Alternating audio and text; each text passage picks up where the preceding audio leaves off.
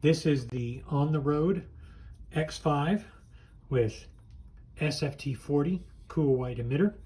You can see how unusual the reflector is.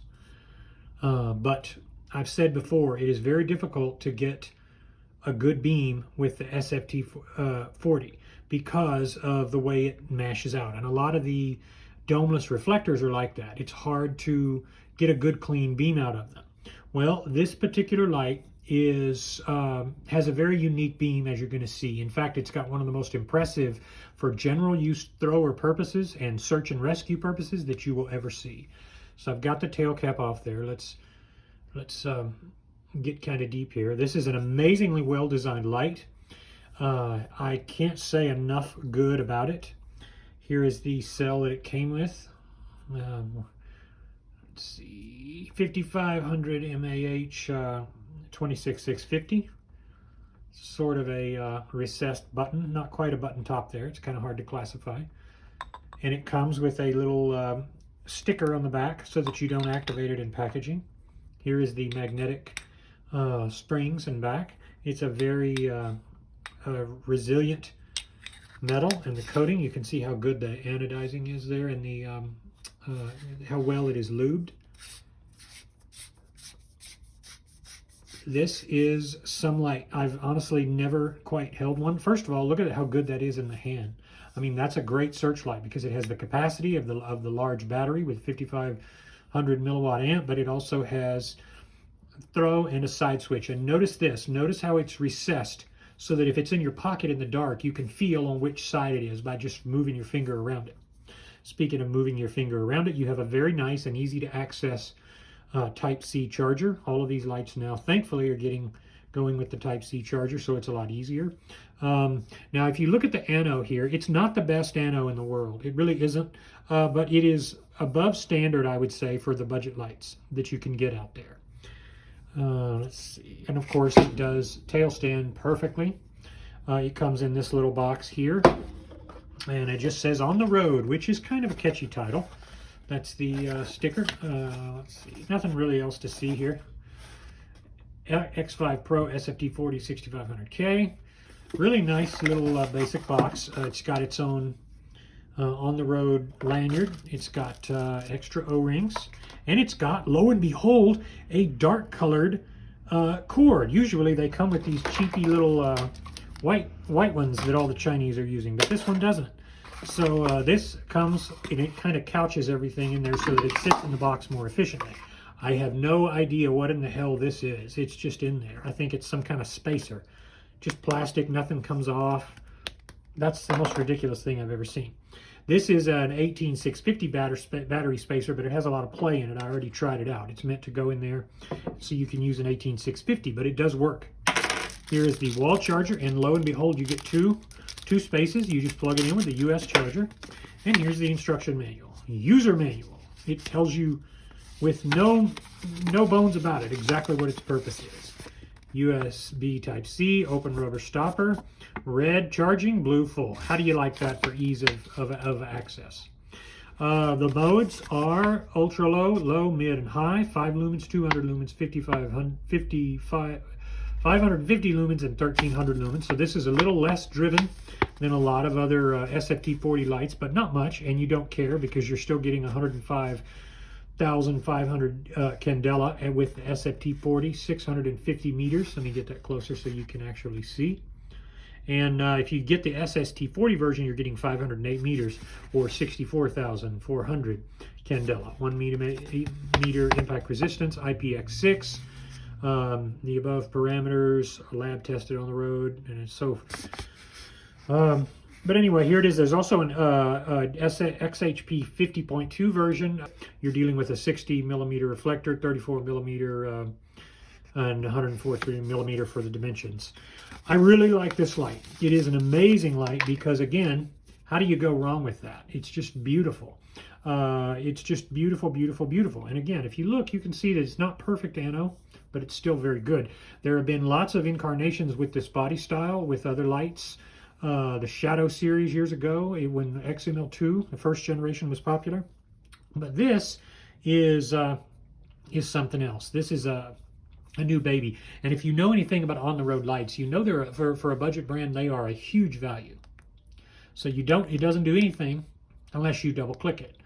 So which I did. So you hold it to turn it off, and you hold it to turn it on. Now if you want to go either off or on, you can just go directly to turbo with 2 double clicks. And there you go. We're going to take it out, don't worry. Hold it, and guess what? You don't have to hold it long. You just turn it on and then turn it off. You don't have to wait long. So it's actually not bad. Turbo. There you go. The beam, well, let's just take it out and then we will explore the beam more. Can't wait to do it. This is an amazing light, as you're going to see. We're going to start with an indoor wall shot, and we're going to go over the beam profile. So here we are on turbo. Now, what's not visible from this shot quite as clearly as I would like is the ringiness. You can see some ringiness, and that's about accurate to real life. But what you can't see is how tight the inner hotspot is, and then how tighter than that, it looks like an eyeball. It looks like the inner and outer part of the hottest spot that you can see is actually more narrow. So this looks like a light that throws much further than it is rated to throw, which is why this is so amazing when you do that. And you can see the color right here of the charging, and that stays on, by the way. So if you look down and you see that turning red or flashing, you can tell right away that the battery, so you don't have to wait and then 5 seconds it turns off to try to preserve the battery.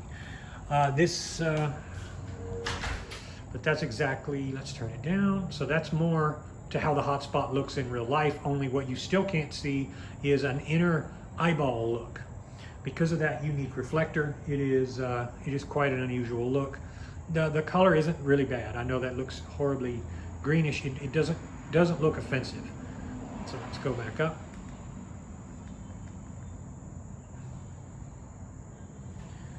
Here we will take it outside.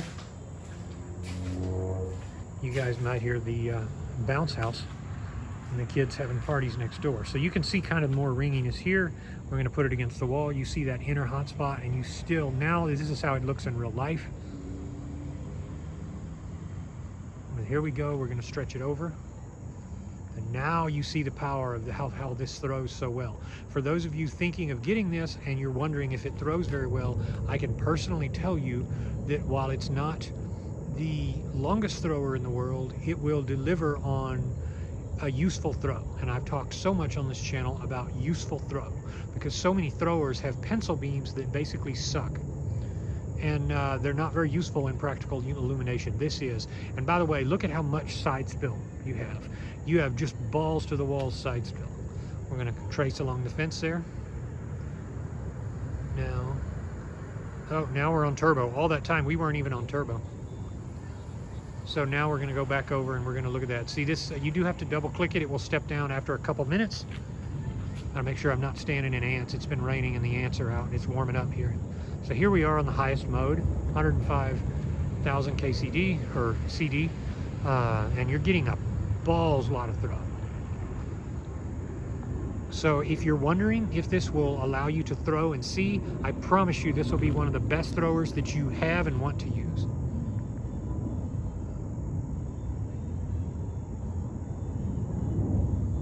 Trace the fence. There we go.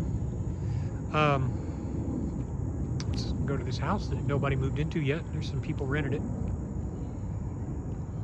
They're not there today. They were there the other day. They're gonna have to get used to me lighting everything up.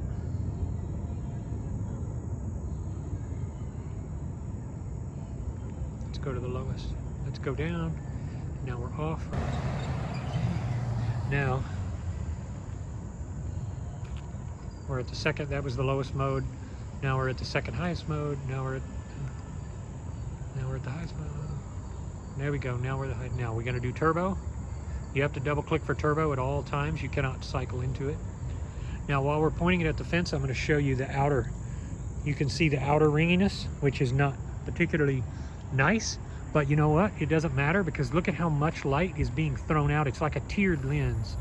It throws a lot of light around the hotspot without obstructing the scope factor of the hotspot, which I really love, because you can see my neighbors are partying like it's 1999. I don't want to bother him. I'm not going to shine it back there today. So here we are at the furthest distance. Now the light, because we've had it on a while, is getting hotter, but it never gets really hot. It just gets warm and then it steps down. But it hasn't stepped down yet. It's probably going to in about another minute or two here. When I say step down, it goes to the highest mode that we first had it on. I think they're celebrating a quinceañera or something.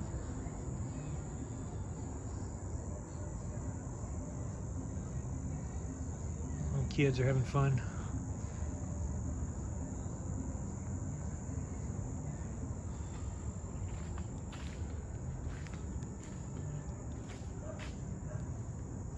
Very good thrower. One of the very best I have.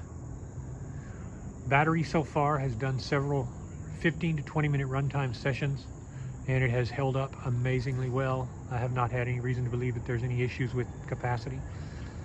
So let's hold it down and turn it off. Very easy to do. And then turn it back on.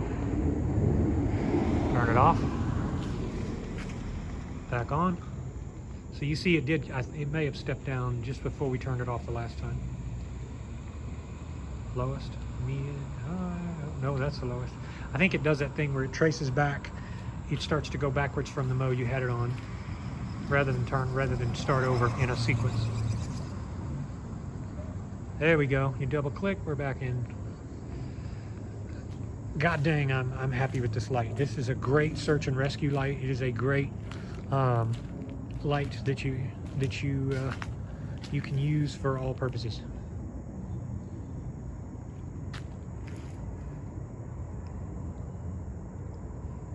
I just double clicked it again to make sure it's still in turbo, and it is.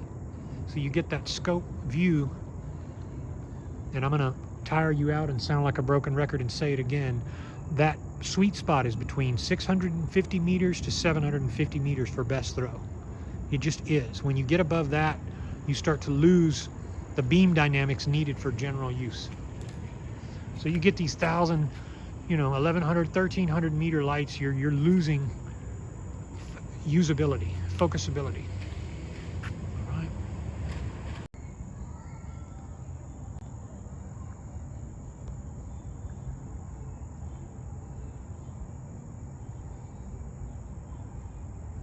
Very nice beam. I've never seen one quite like this.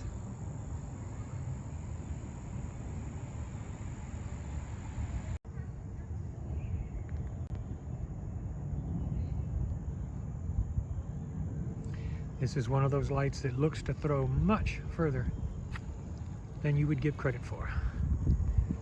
Even if it doesn't have the candela numbers that you're seeing in some lights today. This is, in my view, one of the best beam types, styles that you can possibly have in any light.